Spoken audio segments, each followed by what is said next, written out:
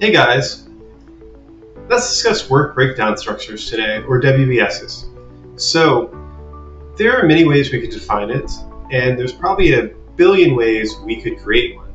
In today's video, I'm going to review 2 definitions as well as 3 examples. And we're going to start with the textbook definition from PMBOK. PMBOK is a project management book of knowledge, and it states that a WBS is a product-oriented family tree or project components that organize and defines the total scope of a project.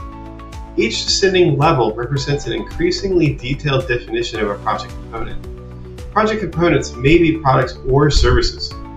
That was really clear, right? Of course it wasn't.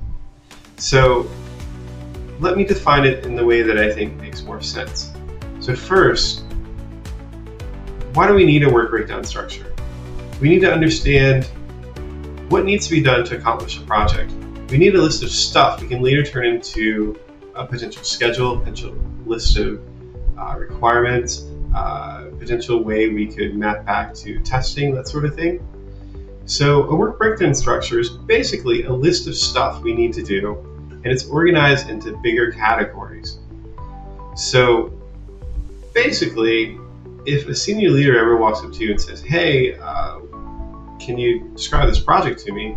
You're basically going to fall back on those high-level categories that you created from the work breakdown structure to explain, here's like the 4 or 5 things we're actually doing in this project. You don't want to go into the detail, like the second, third, fourth, fifth layer of crap. You just want to tell them the high-level things. So you want to make the high-level stuff pretty short, 1 to maybe 5 to 6 things at the most if you help. So how do we do that? Well, there's 3 different potential ways that I think make the most sense. The first is creating a list. It's really simple. Task 1, 2, 3, and 4, and these are the high-level category things. And then below that, you might have subcategories, and that's a list basically. You can use that list pretty easily to create a product backlog later, to rank and prioritize the items if you want to, or to create a simple presentation. The second item could be a spreadsheet or a table.